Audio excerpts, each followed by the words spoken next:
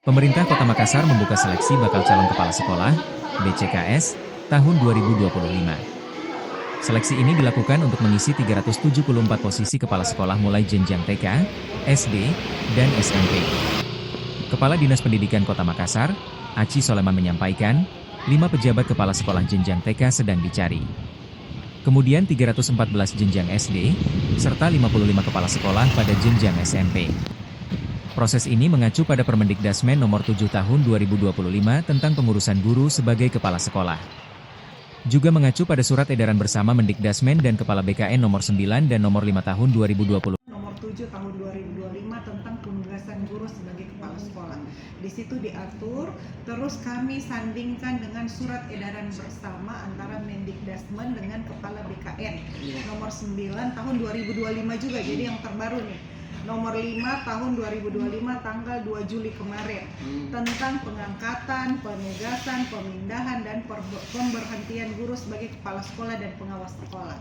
Jadi untuk tahap ini kita sudah mengeluarkan edaran terkait dengan persyaratan administrasi yang harus dipenuhi ketika mereka akan menjadi bakal calon kepala sekolah. Jadi yang harus mereka lakukan adalah masuk di ruangan SIM KS SIM, Sistem Informasi Manajemen Kepala Sekolah, Pengawas Sekolah, dan Tenaga Kependidikan, yang disingkat dengan SIM KS PSTK, dan layanan IMUT ASN Digital BKN. Jadi ini disandingkan ini dua-dua biar berkesesuaian, diatur dalam Permen. Jadi yang pertama adalah bagaimana memetakan kebutuhan kepala sekolah, itu dulu yang masuk, terus penyiapan kepala sekolah. Yang kedua adalah proyeksi kebutuhan kepala sekolah. Ini kan sudah jelas bahwa 314 sekolah negeri yang akan masuk untuk bakal calon kepala sekolah. Untuk SMP negeri ada 55 kepala sekolah. Nah, untuk persyaratan umum menjadi kepala sekolah ada beberapa hal yang harus mereka penuhi. Yang pertama adalah kualifikasi akademik minimal S1 D4. Jadi kalau D3 tidak bisa karena tidak masuk di dalam kualifikasi. Yang kedua adalah memiliki sertifikat pendidik. Ya, yang ketiga pangkat dan golongan paling rendah itu 3C bagi guru PNS.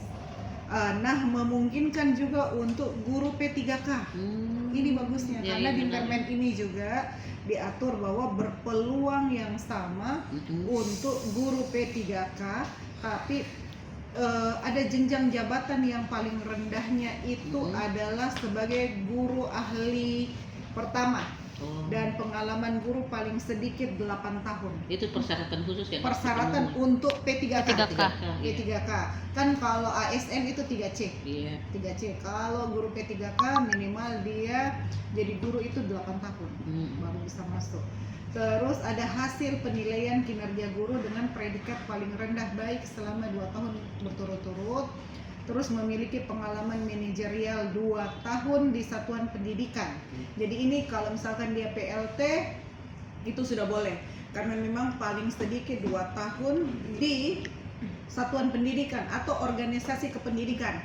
Misalkan dia masuk di dalam organisasi PGRI, memungkinkan juga dia karena misalkan dia punya jabatan di PGRI sebagai kepala divisi apa atau kepala organisasi apakah di bagian PGRI. Misalkan dia membawahi PGRI untuk guru perempuan, itu memungkinkan. Kalau Dewan Pendidikan juga boleh. Bisa.